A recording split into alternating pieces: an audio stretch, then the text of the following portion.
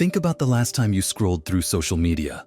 Maybe it was Instagram, maybe LinkedIn, maybe even just seeing a friend's update in a chat group. You were in a decent mood, nothing extraordinary, just going through your day. But then you saw someone your age or younger posting about their promotion, their new house, their perfect vacation. And suddenly, it felt like your chest tightened. Your achievements, which just a moment ago felt fine, now seemed small, almost meaningless. You told yourself, I should be further along by now. That is the trap of comparison, and it's one of the most universal human experiences. Everyone has fallen into it, and yet the impact is devastating. One moment you're focused on your own life, the next you're spiraling in self-doubt, drained of energy, questioning your worth. Here's the truth. Comparison is not just a bad habit, it's an automatic reflex of the brain. For thousands of years, our survival depended on where we stood in the group. If you were too far behind, you risked being left out. So your brain evolved to constantly check, am I ahead or am I falling behind? That's why no matter how successful you become, there's always someone who can trigger that pang of not enough. You buy a car, someone else has a newer one. You finish a project, someone else finishes too. This cycle never ends unless you shift the way your attention works.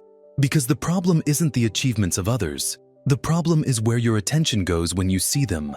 Most people think the solution is to avoid comparison entirely. Stop looking at social media. Stop paying attention to what others do. But avoidance doesn't solve the root. You can't stop noticing other people. What you can do is change what happens inside you the moment that comparison is triggered. That's what this video is about. One mental shift that takes you out of toxic comparison and brings your energy back to where it belongs. Your own path, your own progress. And once you know how to do it, you'll stop losing hours or even days of your life to that heavy feeling of being behind. Let me frame it this way. There are two kinds of comparison: external comparison and internal comparison. External comparison is when your attention is locked on someone else's scoreboard. How many followers they have, how much money they make, how far they've gone. Internal comparison is when your attention shifts back to your own trajectory, where you were yesterday, where you are today, where you're headed tomorrow. The first drains you, the second empowers you. The key is to flip from one to the other in the exact moment your brain gets hooked. Think of it like this. Imagine you're driving on the highway, but instead of looking at your own lane, you stare at the car next to you. You can't see your own path clearly, and you feel like you're either falling behind or trying to race them. That's external comparison. But the moment you bring your eyes back to your lane, to your speed, to your direction, that's internal comparison. Nothing outside has changed, but suddenly the stress lifts. You're back in control. That's the shift we're going to train today. Here's the mental model I want you to remember: the comparison compass. Every time you feel yourself sinking into that spiral of I'm not enough, imagine a compass with two arrows. One arrow points outward, to them. The other arrow points inward, to you. Outward attention creates envy, pressure, and paralysis. Inward attention creates clarity, energy, and momentum. The skill is learning to catch yourself when the compass spins outward and gently but firmly reorient it inward. This isn't about forcing yourself to ignore others. It's about retraining your brain to measure progress in a way that fuels you instead of drains you. So how do you actually do that? Let's go step by step. Step 1. Awareness. The moment you feel that emotional drop after seeing someone else's success, don't fight it. Don't shame yourself. Just notice, oh, my compass is pointing outward right now. That awareness alone interrupts the automatic spiral. Step 2. Redirect. Ask yourself one question. Compared to myself yesterday, what's one step I've taken forward? It could be tiny. You sent one email you were avoiding. You took a walk instead of skipping it. You read a few pages of a book. By answering that question, you flip the compass inward. Step 3. Anchor. Lock your attention onto that step and let yourself feel it. Really sense the progress, however small. That's how you reclaim energy from comparison and turn it into momentum. Now, you might be wondering, why does this work? It works because of how the brain processes reward. When you look outward, you're measuring against a standard you can't control, someone else's timeline. That creates a constant sense of lack because there's always more out there. But when you look inward, you're measuring against your own baseline. The brain interprets that as progress, and progress is the most powerful source of motivation. Neuroscience shows that dopamine, the chemical of drive and reward, isn't released when you reach the finish line, but when you notice yourself moving forward. So by shifting your attention inward, you're literally triggering your brain's reward system. Instead of envy, you get energy. Instead of shame, you get confidence. Let's make this practical.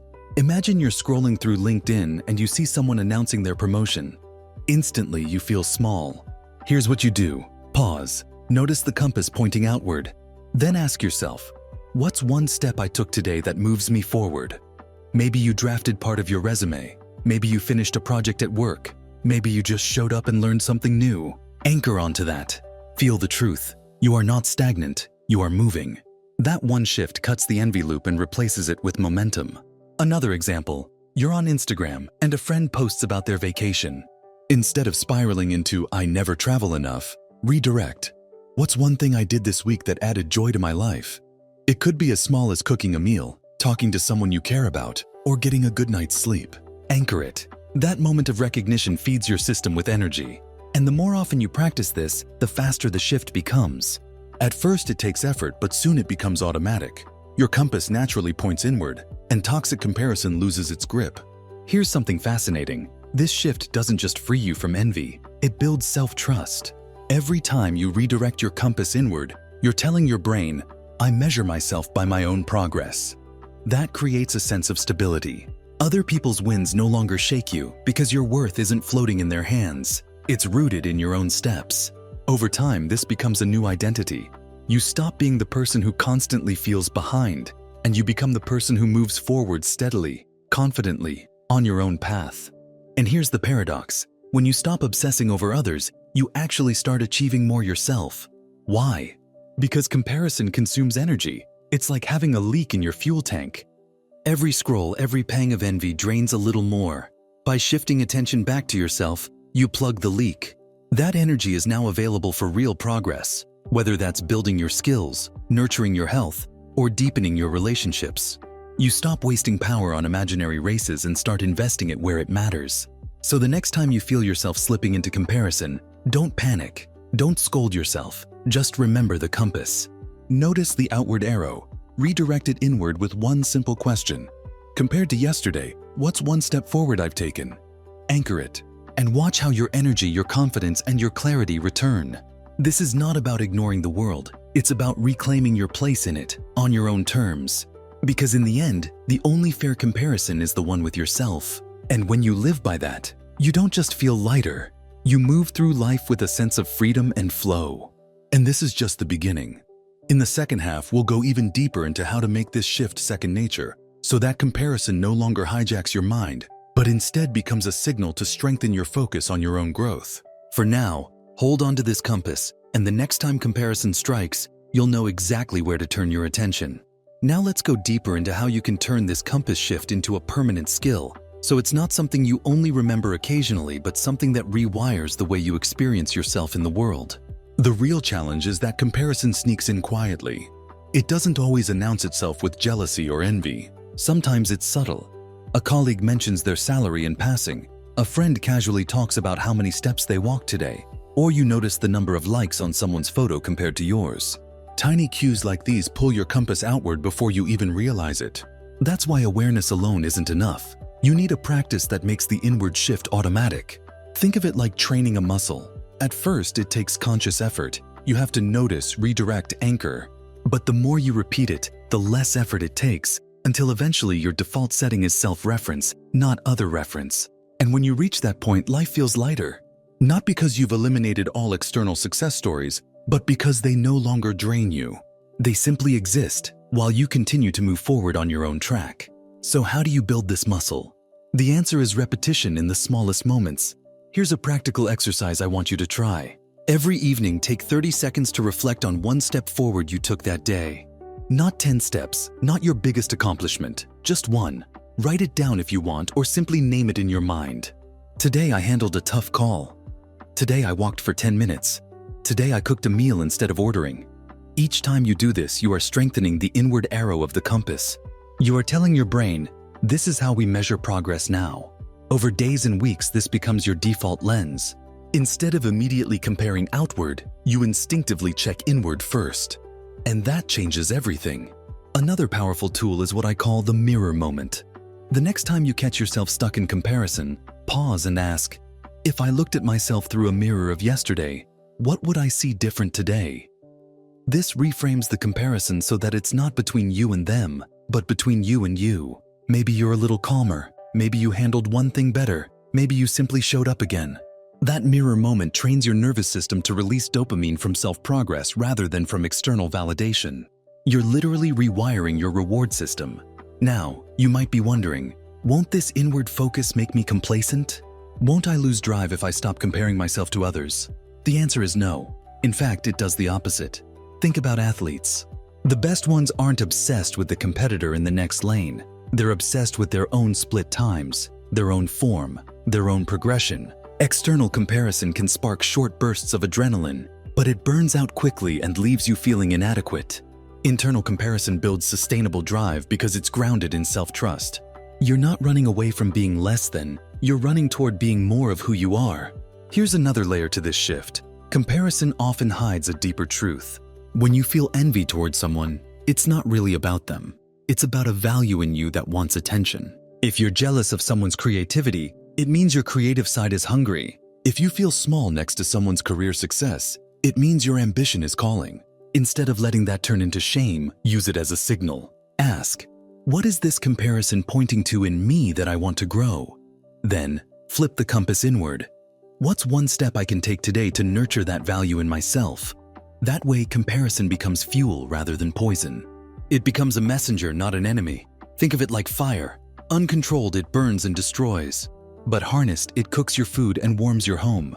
Comparison is the same. If you stay outward, it consumes you. If you redirect inward, it powers you. That's the essence of this switch. It's not about killing comparison. It's about mastering it, about transforming it from a source of pain into a spark for progress. Let me give you a real-world scenario. Imagine you're in a meeting and a colleague presents an idea that gets praised. You instantly feel deflated. Your compass is pointing outward. They're smarter, I'm behind. Now, instead of spiraling, you catch it. You ask yourself, what's one step I took today that shows I'm growing? Maybe you contributed a thoughtful question.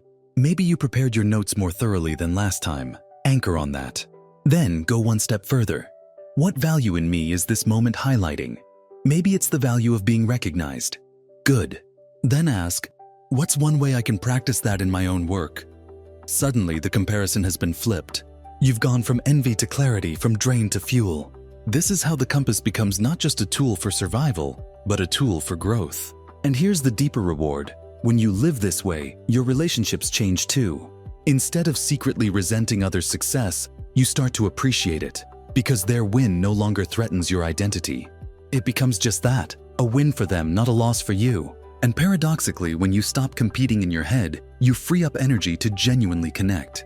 People feel safer around you because you're not radiating silent rivalry. That's when collaboration thrives. That's when opportunities expand. The very thing you thought was keeping you motivated, comparison, was actually keeping you small. The moment you release it, your world opens. So let's tie this back to you right now. Where in your life do you feel stuck in comparison?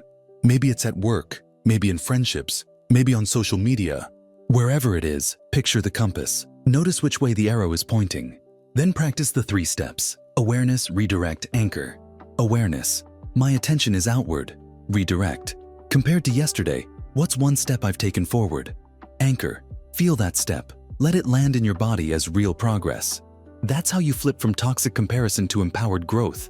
And remember, small is enough. You don't need giant leaps. 1 inch forward is still forward. The brain doesn't care about the size of the step. It cares about noticing movement. That's what releases dopamine. That's what fuels motivation. That's what builds momentum. And momentum, once it starts, carries you further than you imagined. Now let's close with this thought. At the end of your life, the question won't be, did I outdo them? It will be, did I live my own path fully? Every time you flip the compass inward, you're saying yes to that path. You're saying yes to your unique story, your pace, your growth. And in that yes, there is freedom. Freedom from envy, freedom from shame, freedom from the endless race that never leads to peace. So tonight, when you catch yourself comparing, don't let it spiral. Don't let it steal your energy. Instead, pause, flip the compass, and anchor on one step you've taken forward. Do this once, and you'll feel the relief. Do it often, and you'll transform not just the way you handle comparison, but the way you move through life. You'll stop surviving in someone else's shadow and start thriving in your own light. And that's the power of one simple shift in attention.